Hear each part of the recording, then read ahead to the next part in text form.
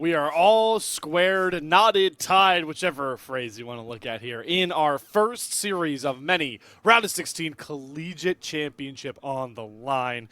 Northwood, Western, it's all knotted up even 1-1 Quack. So how massive is this game 3 for a multitude of reasons? I mean, this game 3 is going to decide who's on match point, right? Which team is a 1 win away from making their way to the great top 8. And personally, that was a really dominant game, right, by Northwood. RBM had such a dominant performance on the Kindred. And frankly, I'm thinking Western are probably looking at that pick, looking at that previous game too, and thinking we have got to ban that away. We have got to adapt our draft accordingly.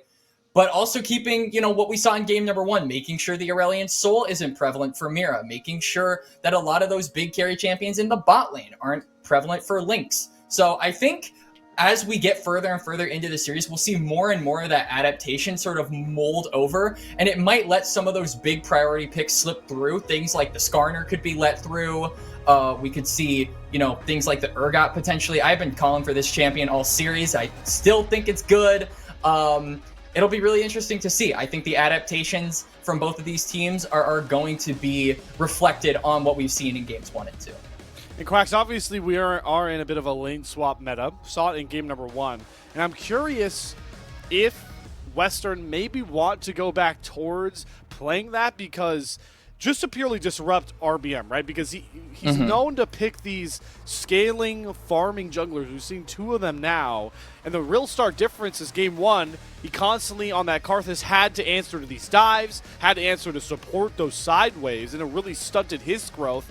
Game number 2, had the pushing lanes, had normal lanes on that Kindred, and just spiraled the game out of control. So I'm curious if not only from a draft perspective do we see the Western Mustangs try and take away some of those carry champions like you talked about, but maybe go back to that more chaotic early game that just neutralizes how much farming and time you can buy for a scaling jungler player like RBM. It also felt like the pushing lanes that were drafted in game number 1 really hurt really big meme's ability to scale up on that Karthus as well, right? He literally was being invaded. His jungle was completely, parts of his jungle were just completely split off from him. We saw that invade from him early on in game 1, but they later were able to punish that. So I think the sort of unorthodoxness, if you're able to make the game unorthodox in the jungle, you can certainly stunt RBM's growth, the scaling that we've talked about. And that's what I'm looking at Western to do, right? Do something different. Do lane swaps.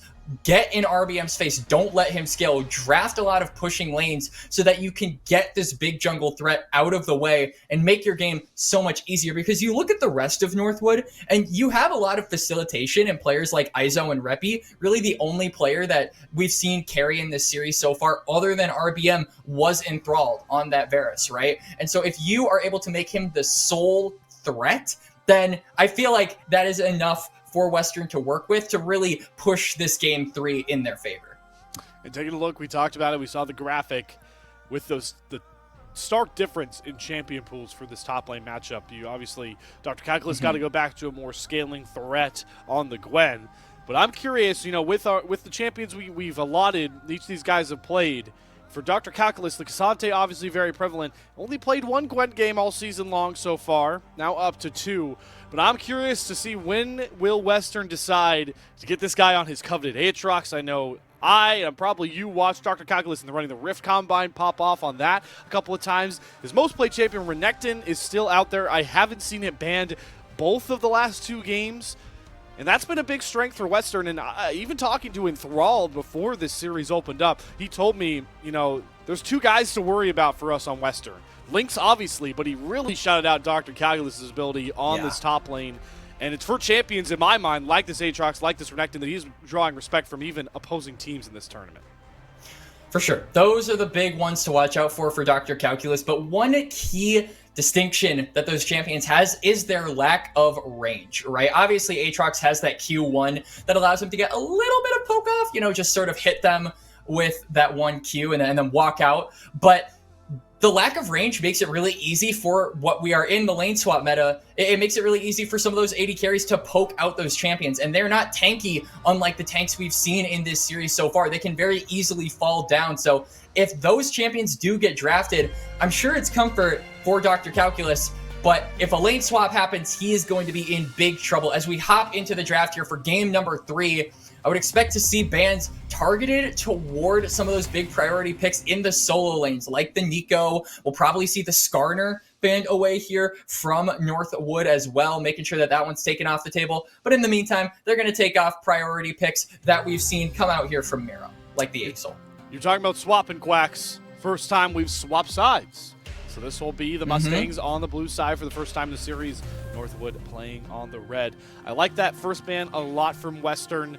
The Nico, I think when you see Reppy at his best, yes, he has the ability to carry, but he is a master facilitator. Went a little bit unsung on the Galio in the last game. Those hero entrances were well timed. You got some big taunts, but Nico is a master facilitating champion. You can see the double respect ban over to Reppy. His Galio also gets taken away. It felt like the Kindred ban was inevitable, and you called it with that Skarner ban as well. But the first pick, first time on blue side, what do Western want to go for? A little bit of flexibility, but likely Mira grabbing this Talia. For sure. Now I would expect them to probably pick something up for RBM. The Kindred has been taken off the table. Maybe we'll see the return of the Karthus. I think if you want maybe another scaling carry champion, we could look at something like the Viego. I think that that's also possible. Or you could pivot a little bit to something like Zinzao, right? Has the ability to both carry and facilitate. So has that sort of dual function that I think Northwood could make use of, especially for a player like RBM who has been around for so long that he's seen both ends of the spectrum, being able to play carry champions and then being able to play facilitators. Well, facilitating and carry both come with Varus, who will be locked in for Enthralled. Said it before, most played champion so far in his collegiate career is Varus. We'll see if he still decides to go for the on-hit scaling version we saw in last game. Reppy still gets a pretty big master facilitator. The Orianna is going to be locked in here. The Nocturne is available on the R3 if you want it, but the big thing, Quacks, with Orianna always, you can't just leave an Orianna stand still alone. Got to be a good pairing if you want to have success. For sure, and the Jarvan has been taken off the table. Again, I think Zinzao would be really good here, but we are actually going to go for the Nocturne. You called it Slayer. I think that this is a good pairing, but I have seen it, rise, and then I've seen good versions of it, and I've seen bad versions of it. Exactly. Teams can sometimes completely mistime the shockwave, and if that happens, then you kind of look like stupider than superhero shows before they add in the VFX. So it certainly has the chance to be really good, but it is also risky and relies a lot on the coordination. Yeah, coordination also in the mid jungle, like you mentioned, for Western. The Talia and the J4, how can you time up those seismic shoves with the Cataclysm? Guarantee those stuns on things like a Flag and Drag as well. We'll see how both these mid-jungle duos play together, because they're going to be pivotal in this game number 3 as we get a look at the second wave of bans.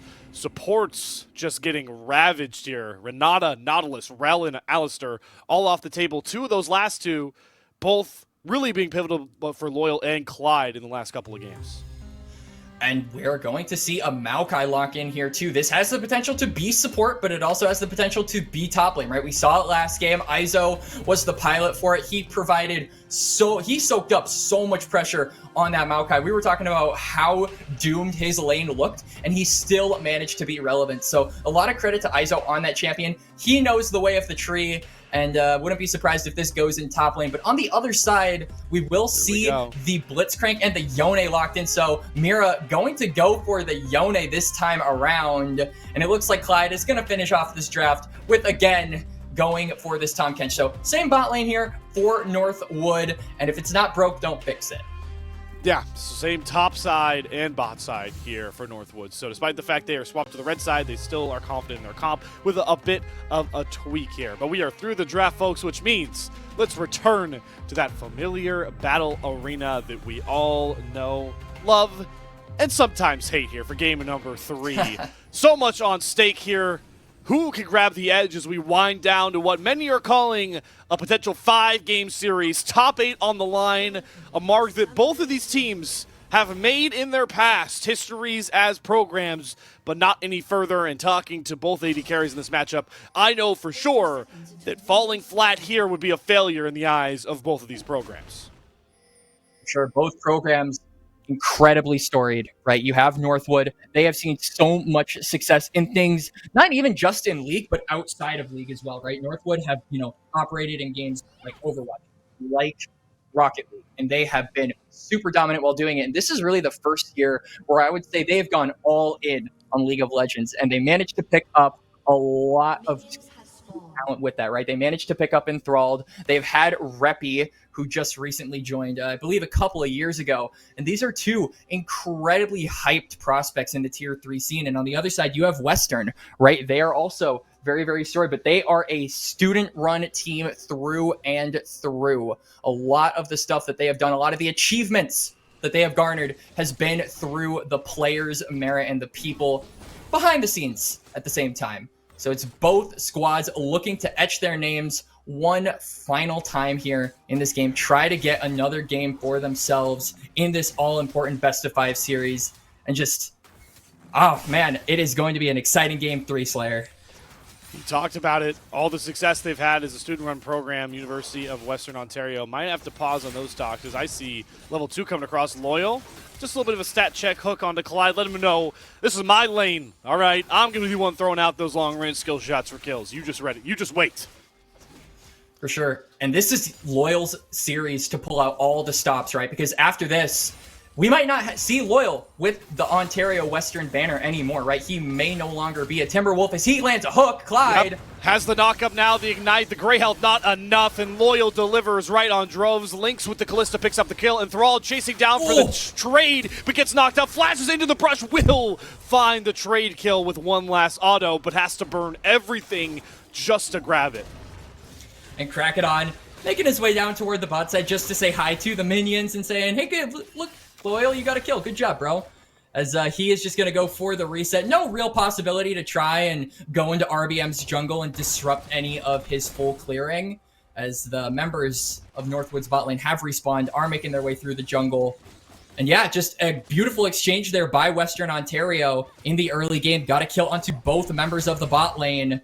And it is going to be a Vampiric Scepter picked up here by Link, so a little bit of in-lane sustain there for the bot lane. We didn't get to talk about it too much, but we mentioned Dr. Calculus. We're waiting for him to go have those carry-oriented champ picks, those carry-oriented games that have made him a star in Tier 3 and Combines, and certainly for the Mustangs. This Yone pocket pick, I know we didn't get to show it on the graphic, but this is one of his pocket picks. This Yone top meant to bully in a lane where he feels like he'll comfortably win.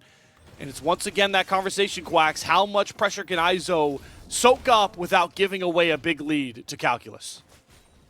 And it feels like it might be RBM soaking up some pressure here as he is going for the crab, but there's no prio in the top lane, and Krakedon's making his way up. Okay, Krakedon going to go for the fight. Like you mentioned, Dr. Calculus is going to be the first one to roam. Does spell shield the knock-up, but now he's going to have to flash over that wall for safety and will back towards his top laner. Key Summoner down on that pre-level 6 Nocturne for a really big beam. Yep. Flash burned away by RBM, but I'm not really sure how Western Ontario are going to be able to punish that, right? Because Nocturne is a champion that doesn't really need Flash at this state of the game. He's just going to full clear until level 6. So it's going to be up to Krakedon to utilize any kind of priority he has and get into the jungle of this Nocturne, try to punish him for being flashless. But so far, it's looking like the priority is all the way in favor of Northwood across the board. We'll see if Loyal will look to disrupt that. Talk about the Blitzcrank. Just so pivotal at finding picks and really being a champion that does not care about what the state of the game is, right? One hook can really change a lot of things. Lane state, game state, whatever, you name it. And I'm curious when Loyal is going to be able to be activated on the Rift, because Blitzcrank, nice to land hooks in lane, but I think the highest level of play when it comes to this champion is what you could do outside of the lane. For sure. I'm definitely looking forward to seeing Loyal, leave the bird's nest of bot lane and try to influence the map some more, especially around that top lane, right? Dr. Calculus has the Yone. Yeah, this is a champion that you want to play for. And all in all, maybe just trying to help out Krakedon pick out RBM, who, again, doesn't have that flash. Western Ontario have really drafted themselves a comp that is good for picking, right? You have the pull from Blitzcrank, but you also have the flag and drag. You have Talia just as a champion in general. So there's a lot of pick potential from this blue side, and I really want to see them utilize that around this top side in particular. Krakedon certainly has still a bit of a timer here. with Nocturne. You mentioned the flash down, but without Paranoia, Nocturne is a very limited champion. And with the Prio mid lane, Mira also has roamed down bot side. They're looking like they want to stack up for a dive, but a trap has been set here for Crackdown. Spotted on a ward. Good flag and drag back towards the river, but will that give potential first Drake power back over to the Timberwolves? I mean, Reppy has dinged level 6. You have the Shockwave available, but RBM doesn't have his Paranoia yet, so the combo is not accessible, but they did see Crackdown floating on up toward that top side. I believe they saw him on the minion wave, so that is going to signal the green light for RBM to go for this dragon, and it looks like we just have a handshake on both neutrals from both junglers. It's like pre-patch Quacks when these two spawn at the same time. Make the same old joke that you've probably heard me make too many times at this point. The Season 14 early game trade as we all know it. First Drake for 3 Grubs. I will say, though, Grubs certainly buffed up a bit. A little more power on that Void Touch of the turret like you mentioned, and you can get double Void Mites at 5 instead of 6, which is going to be big. And we haven't seen a team yet so far even reach Soul Point on these Drakes yet with how scrappy these mid-games have been. For sure. It feels like every game has kind of been on a knife's edge. We see a little bit of calmness in the early game, right? The first like 5 or 7 minutes are pretty calm. But then after that, as soon as one person goes down, the game just kind of spills over into more in line with a Call of Duty team deathmatch instead of a game of League of Legends. As RBM is on this top side, did just unlock the Paranoia, but there are a lot of members of Western Ontario on this top side. Yeah.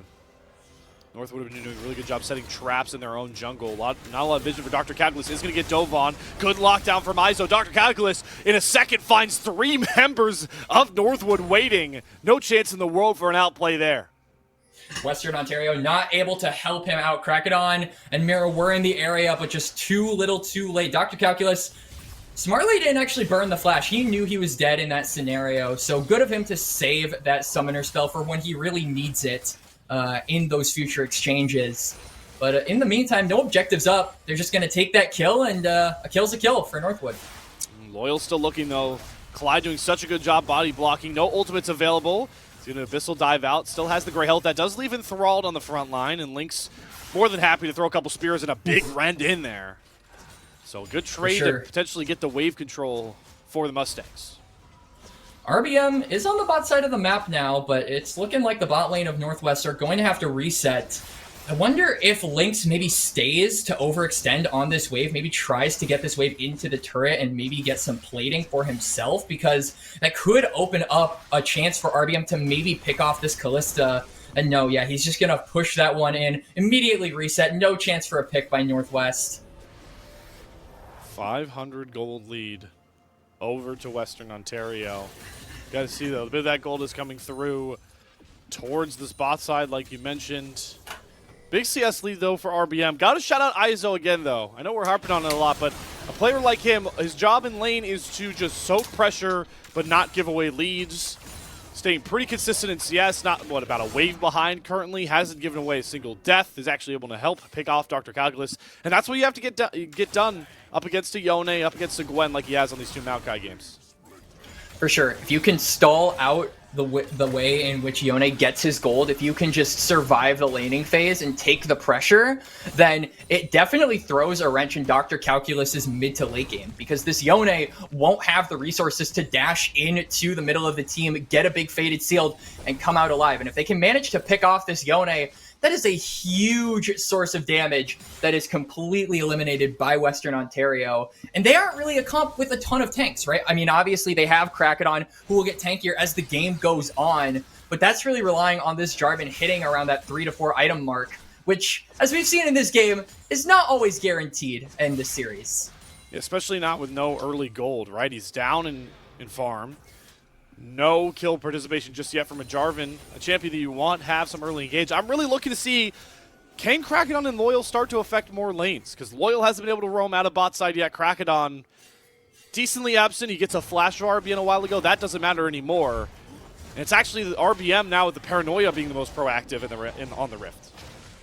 For sure. RBM is definitely has kind of an aura around him this game with the Nocturne. I feel like this is something that all Nocturnes have, right? Where you don't want to overextend too much without vision of this champion, because all of a sudden the screen goes black, your vision gets blurred, and suddenly he is right there on top of you. So it certainly is University of Western Ontario paying respects to RBM's Nocturne in this game. And it looks like, speaking of RBM's Nocturne, he is going to take the second spawn of Grubs and tie up the score 3-3. Big denial, especially with plates still available for a couple more minutes. Not going to give those mites over, not going to give too much of a gold back to Western. Krakodon is here. We'll try and steal away at least one. Oh, doesn't get the low health one. And now it's a good old-fashioned stare down. Both mid-jungles are here. The flag drag doesn't land, but it's a second time in a row this game, Quacks, where RBM is flashing out of the topside pit. Yeah, RBM definitely getting picked off a lot at that side of the map. And speaking of getting picked off, okay, but that's why you picked the TK for Clyde. The Devour, an instant bailout. There's the cleanse on the Chains of Corruption. Loyal's going forward, gets the knock-up, and Thrall has to flash and Ghost away. But RBM's coming in the wings. Here's the Paranoia. Lynx gets jumped on, has the flash available, but is as good as dead. One more auto, and Thrall gets it to Leah on the flank, but Reppy's here first. It's Northwood that are first to the play, and they'll grab a double up for it. Northwood managed to pick off two, and now Krakodon, he's on the top side of the map. There's no chance for a steal on this dragon, and it is easy pickings for Northwood. The Timberwolves get their second trick of the game. Get the dragon stacking. We'll see how pivotal that is with the soul available. But the two that are really streaming out to me, Quacks, Hextech available, Mountain available, and they'll get Chemtech once again. Maybe not the one they were looking for. Boo. But, yeah, boo. I love it, Quacks. But the pick comp we talked about is coming out, and they might have another one. Three-man Cataclysm, but Crackdown just uses it to get out. A pull onto Clyde, not the member you want. Enthralled still safe, RBM able to run away. Clyde, though, might have to be the sacrificial lamb in supportal combat fashion. They managed to pick off Clyde, but the dragon still goes for Northwest. Holy Izo! He nearly kills off Dr. Callis in the 1v1. That's a flash in place, though. Dr. Callis goes away. The spear form, not enough. Izo ground pounds him to a gray screen solo bolo. Solo bolo there for Izo, the grandfather of Maokai, putting these kids in the dirt. Dr. Calculus going to miss a big wave here as well. Does have the TP available for himself. So a little bit of a consolation there for him, but several plates going over to this Maokai.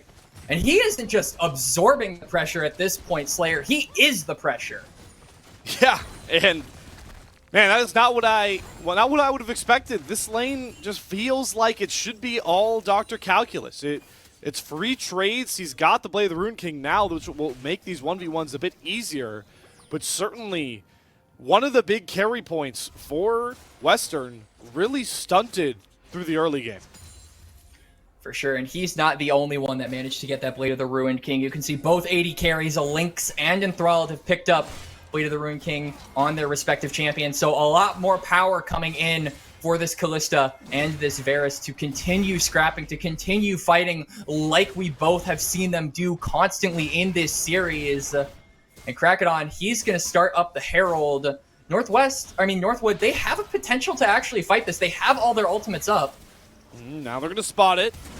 When his RBM dropped the Paranoia, it's Loyal Hex flashing forward. Once again, he grabs Clive. They're burning down the Tomcats pretty well. The Gray health, but Loyal doesn't have that ability. Falls first, and here comes the lights. They're turned out. Nothing to see here but the wall and the ball landing onto the backline. RBM sets him up. Reppy and Enthrall knock him down. The pick comp of dreams showing all of its fangs for Northwood. Absolute cinema coming out from Northwood as they manage to get the Paranoia combo off with the Orianna. They win the fight, and they get the Herald. So Northwood, here in game number 3, they're coming up big, Slayer. And the big point to look at, Quacks, where are the kills allotted for the Timberwolves? Masterfully on the carries. 3-0-3 Orianna for Reppy. Already has Luden's Companion done, and you mentioned how Blade of the Rune King was just done for Enthralled, gets a bunch of those kills, going to be on his way to the Rage Blade. So not only is the pickup working out well, you're also getting the gold where it needs to be for a Game 3 win. For sure. It is definitely going to be scarier as the game goes on as well, right? Eventually, Enthralled is going to get to that 3-item mark where he gets the Terminus, and it becomes so much more difficult to pick off this squishy, immobile Varus, and it already was difficult to pick out Varus, right? You have the safety of Clyde, you have the safety of Iso being able to eventually peel you when he gets out of lane. So it's just going to get harder for Western Ontario to get their hands on this Varus and pick him off. And it just feels like they need to try and utilize this pick comp before it's too late. Utilize the fact that we are still earlier in this game and try to get deep in the jungle. Try to establish vision and track where this Varus is. You talked about in Draft Quacks how... Oh, hold on.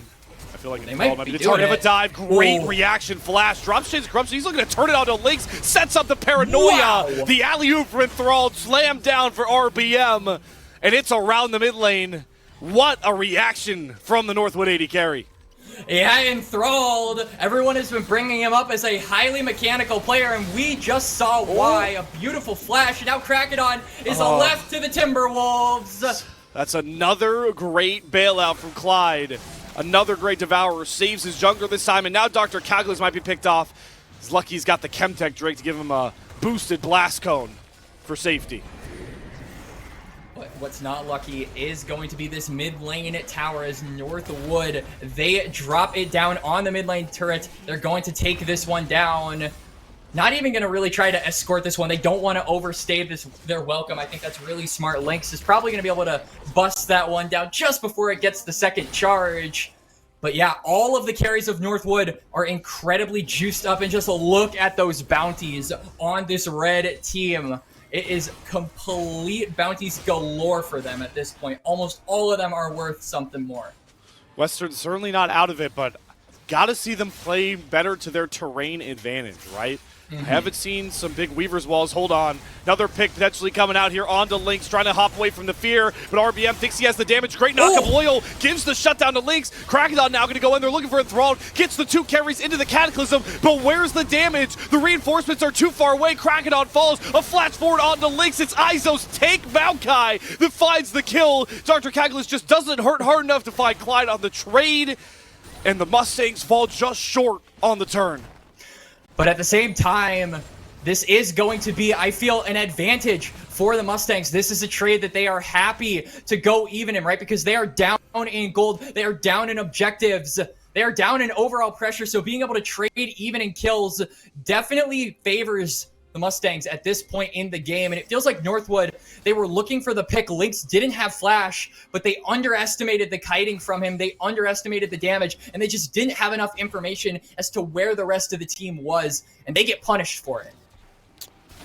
And now Northwood will look to grab Soul Point on this Chemtech Drake. Krakodon, who you saw is down 3,000 gold in the gold advantage here. Won't be able to answer it. Great hook from Loyal. Cancels the Abyssal Dive.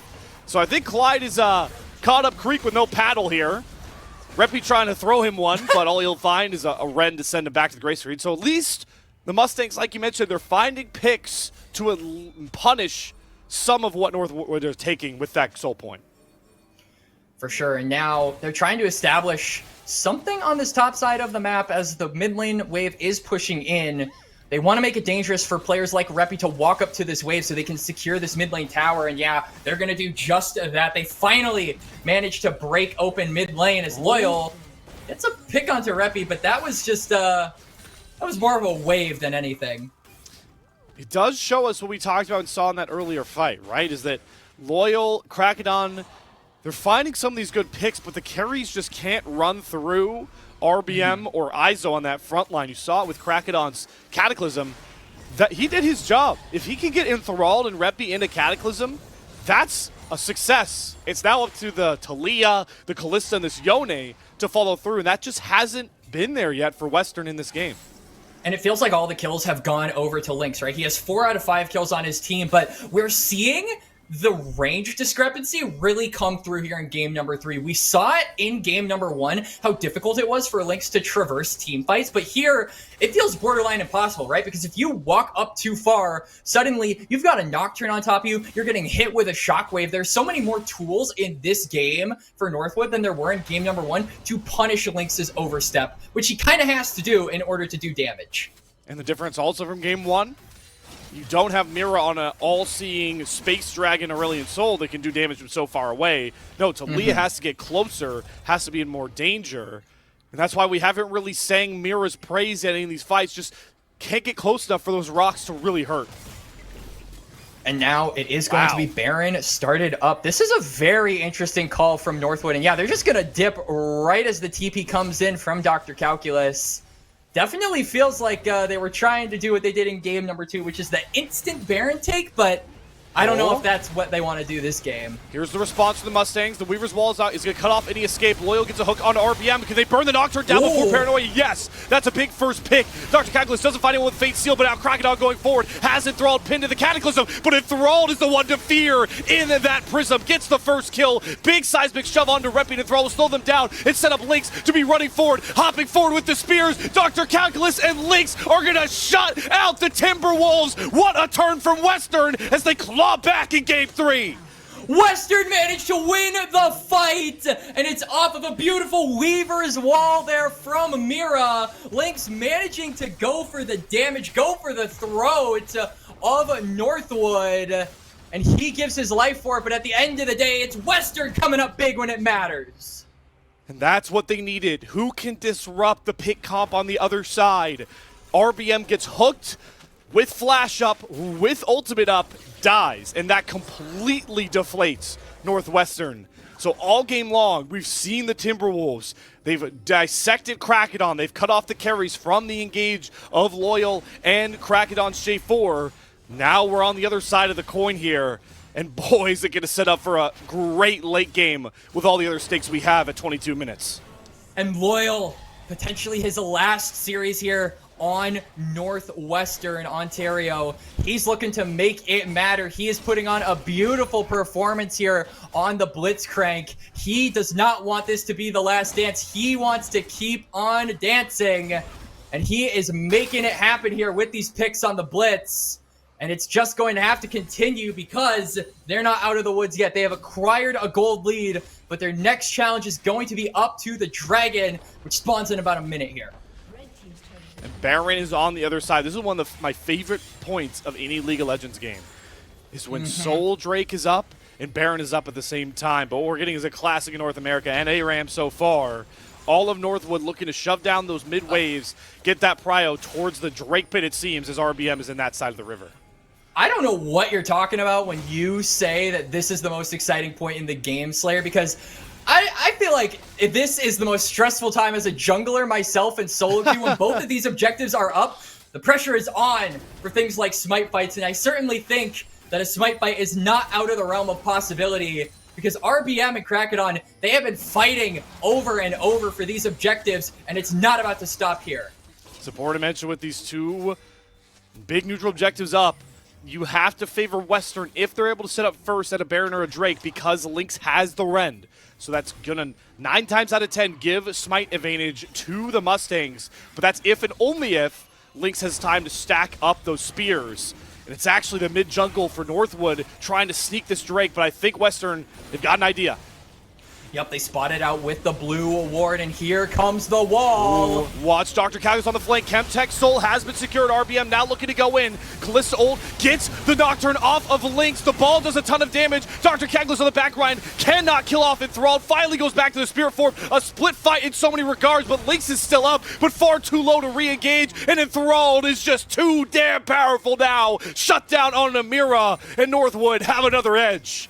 And Northwood, they managed to win the fight. They get the Soul Enthralled running around the team fight, dancing, rather, around the squad of University Western Ontario, managing to keep himself alive, and they are going to go straight for the Gen G Baron buff.